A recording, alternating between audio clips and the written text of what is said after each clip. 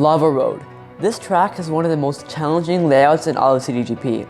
With many thwomps, bounce pads, fire pillars, and gaps scattered around, it's no wonder why this track gives a huge advantage to those who know how to drive it, and why the minimap on this one usually looks a little bit like this. Due to all of this, I figured this would be the perfect track to start my custom track tutorials on, to prevent those, including myself at times, from picking this and snag a free win. We are going to break this tutorial down into 4 sections: a full lap preview, how to drive the track in an online race, shortcuts and time trial specific strats, and item play. Let's get started.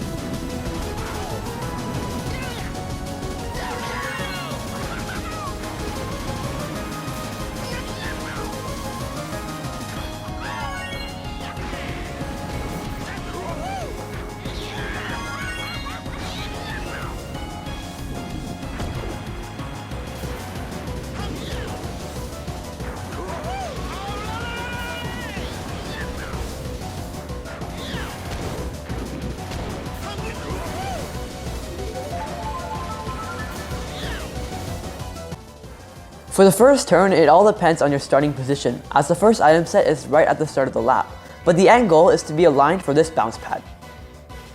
Once you reach this bounce pad, you want to do a drift trick to the right to go in between these 2 thwomps.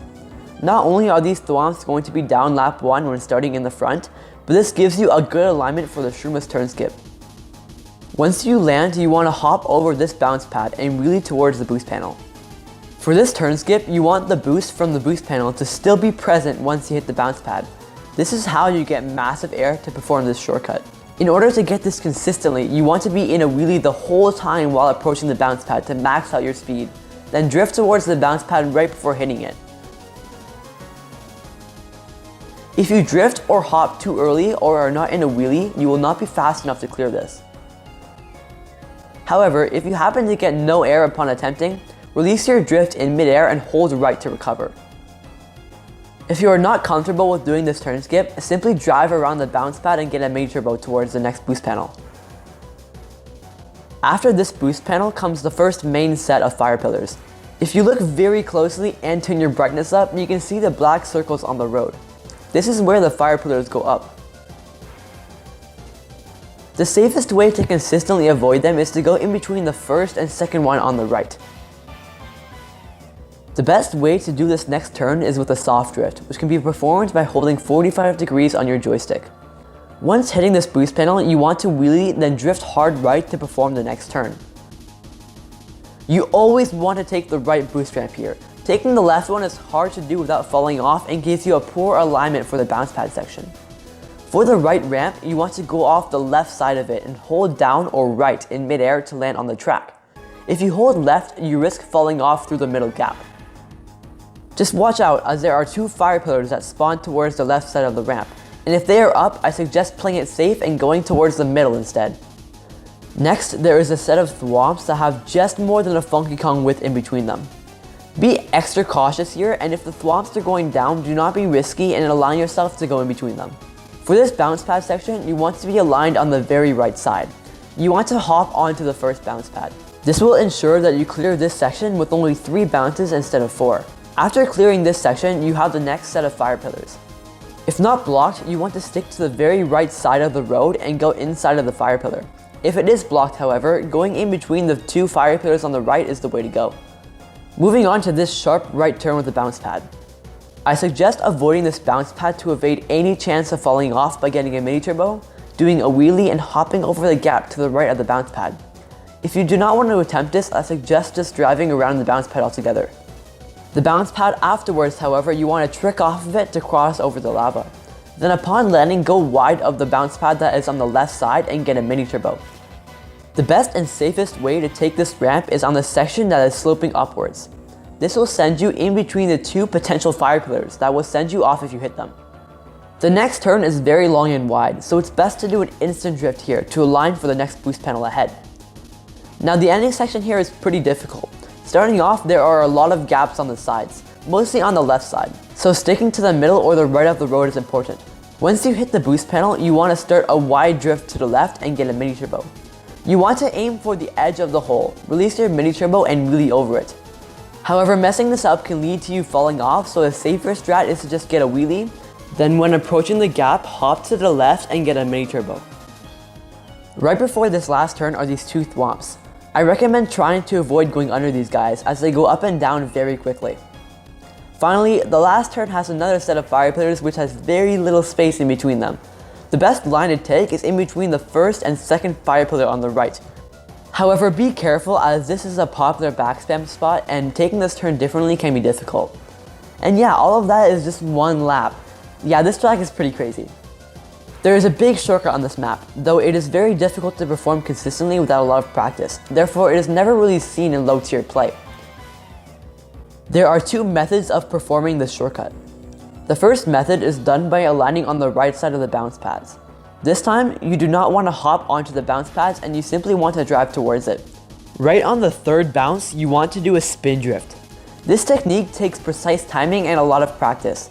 To help with this, do not tilt up or down. Instead, stay neutral when approaching the third bounce. You want to do your spin drift right as you bounce onto the bounce pad. Once you spin drift, you need to nosedive onto the last bounce. This will ensure that you get enough air to clear this gap. You then want to use your mushroom right before hitting the bounce pad, trick, and lean back to make it onto the road ahead. If you tail dive, you will get nowhere near the amount of air that you need and you will fall into the lava.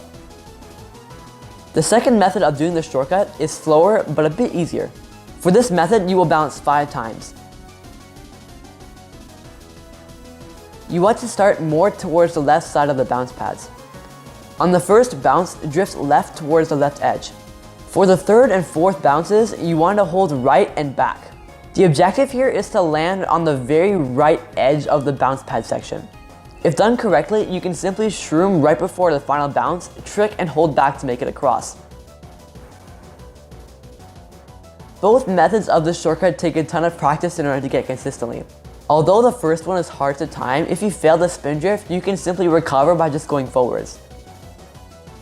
The second one, however, if you over or undershoot it, there's really no way of recovering and you're just going to fall off. 2 ramps on this track can be low tricked, but I do not recommend going for these low tricks online unless you are consistent, especially the first one.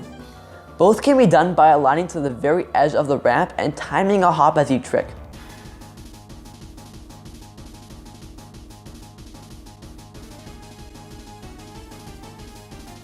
The second low trick does not serve too much of a risk besides going too far to the right and missing it altogether, and the very slight chance of low tricking it too low, but the first low trick is one that I would ignore altogether as it is too risky to do consistently online and failing it can lose you a race. For this low trick, you can easily hit the fire pillar or low trick it too low, so it's best to just go off the ramp normally. Lava Road is definitely a track that you want to stay in the front on. The only shortcut on this track can be difficult to perform and is often heavily blocked in high tier rooms.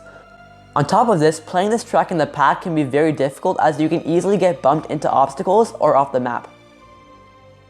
The first set is located right at the start of the lap. When starting in the bottom spot here, it is important to get the first set and to get to the front as early as possible. When in the front, you are away from all the chaos and it is really easy to get a break. When in a middle spot, I recommend just holding whatever item you have. Chaining items in a middle spot can inevitably lead you to snagging a thundercloud. TCs can be hard to pass on this track because of how spread out the pack usually is, and just one can ruin your race. Therefore, I recommend just holding your spot and waiting for others in front of you to fail or hit items seeking placements. The shock is used in different spots depending on the room that you are playing in. In a high tier room, the shock is usually chained on this set before the bounce pad section, to target shock those taking cut, and for the shock user to get an item to take cut himself.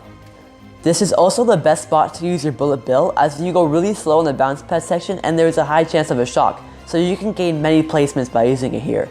If they are really far back, they will most likely chain as soon as possible to have a chance at catching up. And if the person with the shock is really struggling on this one, they might even spam the shock as they fall off, which can be hard to predict.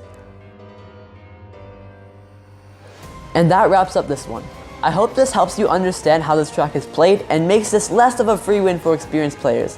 I hope you can find more joy in playing this one, as it can be really fun to drive once you know what you're doing. As always, if you enjoyed, be sure to like and subscribe, as I will be making more of these in the future. Thank you guys for watching, and I'll see you all next time.